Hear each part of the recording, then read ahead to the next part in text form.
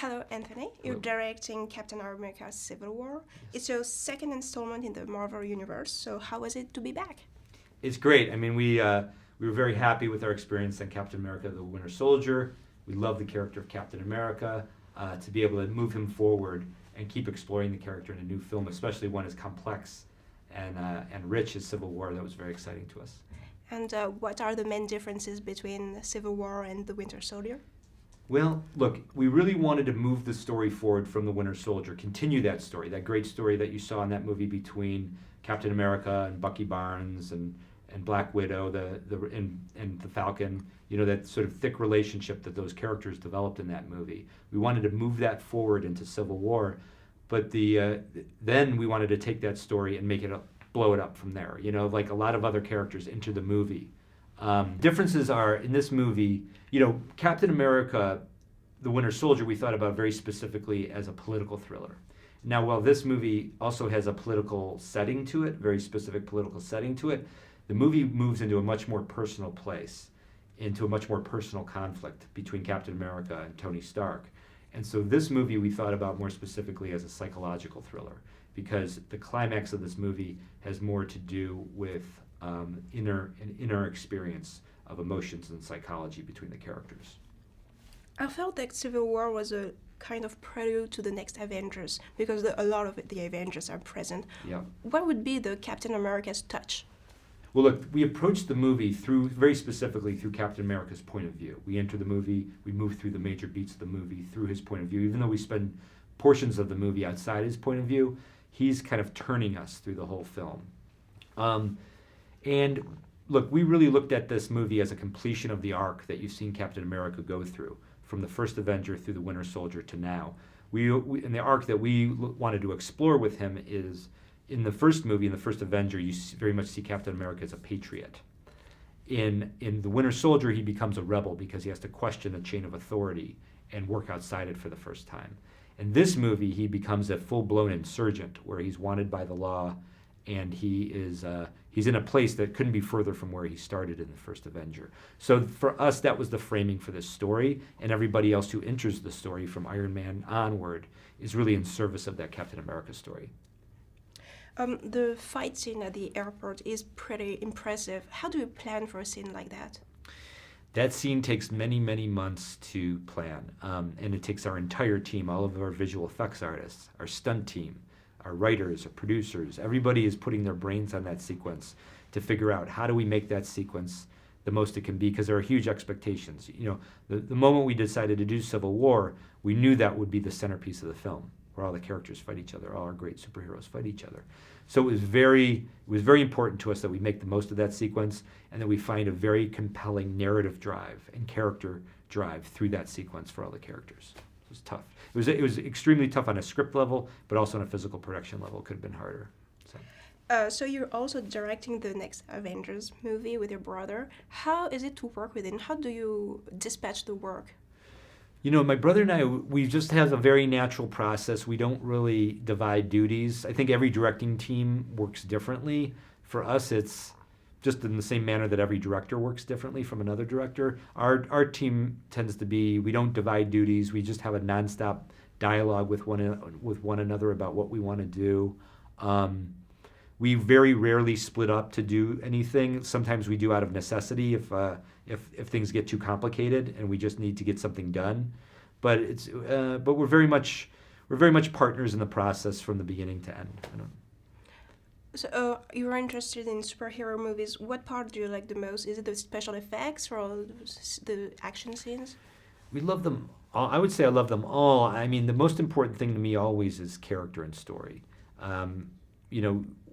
While I fetishize action and I love action, I can't access action unless it is driving a really compelling story and there's really good, insightful character moments happening within that action. So that's my brother. For my brother and I, that's our barometer about how we approach action and how we execute action, how we edit it.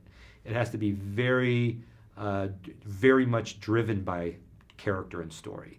But when you can line all those things up, from visual effects to action to character and story, that's when movies really sort of become most exciting and magical to us. Are you yourself a Team Iron Man or Team Captain America? That's a tough question. And I'm not being political or diplomatic in saying this, but like our goal with the film was to craft a story where you would get to the end of the movie and the audiences would be torn about who to support. Is it Tony Stark or Steve Rogers? Who's right? They're both a little right, they're both a little wrong. So because we had to dedicate ourselves as storytellers so specifically to balancing that in the movie, my brother and I, we couldn't pick a side. We had to sort of stay fully committed to both, so to speak. Yeah. Thanks. So, hello, Don. Hello. You're playing the War Machine for the first time now. What did you feel when you put back the suit on? Sweaty. Like, oh, this again. Yeah. No, it felt cool. Like, here we go. What do you think is Rod's advantage compared to the other superhero heroes in our Avengers? I don't know that he has some advantage that they don't have. I mean, I think he has a different point of view than they have. I think he's the one guy in there that still has a connection to the military and is kind of trying to play both ends a little bit. And still be a good soldier, but at the same time be a teammate. So it's a little more tricky for him. And would you be more Team Captain America or Team Iron as yourself? I mean, Probably Team Iron Man. why is that? Because I think that, you know, if an overwhelming amount of countries want to see something done in a particular way with people who are extraordinary and are causing a lot of collateral damage, as these guys are in the movie, I think I would want to have some governing body agree to what they could do and what they couldn't do, or what they should do and what they shouldn't do. Even if their powers or their control should be within them, because they're superhero heroes, so they have powers beyond the human imagination. Yeah, but morality is not beyond human imagination, and I think that if we were all just given to our own idea of what we should do, we would often it would contravene what it would be the good for everyone. So I think it's got to be a more democratic decision than just, oh, well, this superhuman thinks that this is the way to do it, so that's how he's going to do it. I think there should be some chain of command. What would be Rod's theme song? Because for Iron Man, it could be, Highway to Hell, or the national anthem for Captain America. What would be yours? God, I don't know. That's a good question. I've never thought about what my theme song would be. I have no idea. I'll give some thought and I'll hit you back. With the ending of Civil War, is it the last time we saw War Machine? That's a Kevin Feige question. I don't know. We'll see. So you haven't signed anything? No. And even if I do, it's up to them, Okay. How is it different to play a normal character compared to a superhero? I don't know that Marty's normal. I think I haven't played a lot of normal characters in a long time. But definitely, I don't have to fly around and shoot with a gun as Marty. Do you feel more pressure when you're part in a franchise? Or? No, I don't feel. I mean, maybe Robert does, and maybe Chris does. I think the Marvel movies are successful, and clearly it's something that people want and want to come to again and again and again. So I don't feel a lot of pressure. I think maybe the filmmakers do, but I get to be sort of a cog in the machine. What's the thing you like the most when you're playing a superhero? Just to get to play make-believe at the highest level, to get to do stunts sometimes and get to do all this sort of wire work and get to play with a cast that's of this caliber. A lot of very, very talented actors in this movie. The scene at the airport when everyone is fighting each other is one of the most impressive of the movie. So how did you prepare for that? Push-ups. Was it complicated to the choreography or everything else? Yeah, I mean, there's a lot of that is put together after we're already gone. We don't get to see every element of that.